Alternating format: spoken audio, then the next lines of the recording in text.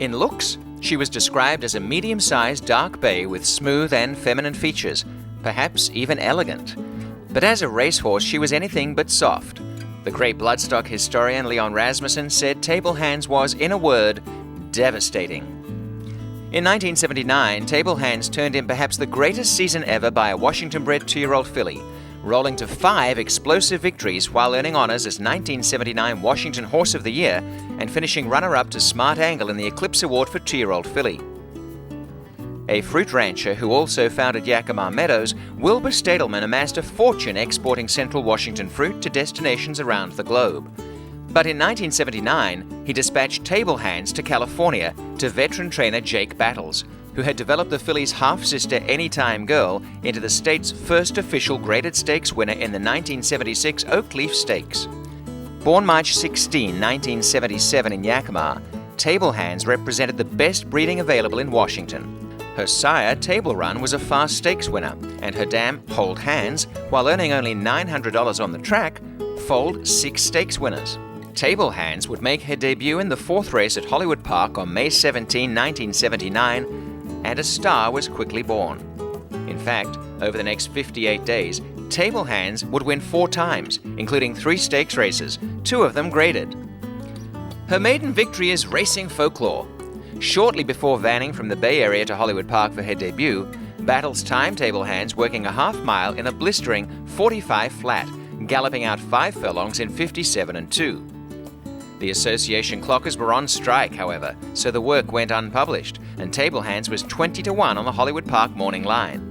The word was out, though, and Table Hands was bet down to the 7-2 second choice in the 5-furlong maiden special weight, and she proceeded to make $9 appear a bargain as she coasted home with a 4-length victory in 57 and 2, dazzling her rider in the process. Based in the Bay Area, neither Battles nor Munoz were accustomed to the bright lights of Hollywood. But Table Hands was on the fast track to stardom, reeling off stakes wins in the June 13 Nursery Stakes and June 27 Cinderella Stakes. With Richard Galassis substituting for an injured Munoz, Table Hands won the Cinderella despite ducking into the rail early and lugging in during the drive. Into the stretches, Table Hands in front by 2.5 lengths. Countess Teresto is second by a head, Open Gate third, and Kirby Muxlow on the outside. Table Hands and Open Gate. Table Hands, Open Gate, and Table Hands is the winner by half length. By now, Table Hands was big news in Southern California, and rumors of a possible private sale were reported in the Daily Racing Form. Wilbur Stadelman quickly rebuffed one of them in which a prospective buyer had offered $400,000 for Table Hands. Munoz was back for Grade 2 $103,000 Hollywood Lassies Stakes on July 14, and the crowd of 36,000 hammered Table Hands into even money favoritism.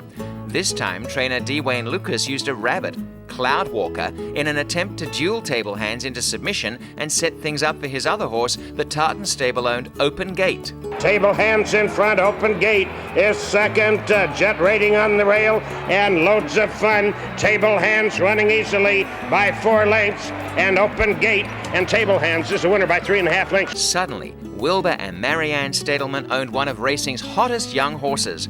4 starts, 4 wins against increasingly tougher competition, and $113,000 in earnings. It's common, of course, for owners of a good young horse to field offers, but in July 1979, Table Hands was white hot. The offers were astronomical, and a deal finally was made. Table Hands was sold to American industrialist Peter Brandt for a reported $500,000. It's been more than 30 years since Table Hands raced in Southern California and became not only one of the best 2-year-old fillies of her generation, but certainly one of the best that we've seen in Southern California since then. She was a perfect 5 for 5 here, racing against the very best 2-year-old fillies the West could offer. A very deserving Hall of Famer, a glorious filly, a tremendous speed filly who was terrific here in Southern California. I remember like it was yesterday. Table Hands, one of the best I've ever seen. After the sale, Table Hands was transferred to trainer Willard Proctor and ready for a run in Grade 2 Del Mar Debutante, which at 1 mile would be her first try around turns. With Bill Shoemaker taking over as rider, the result was the same, another victory.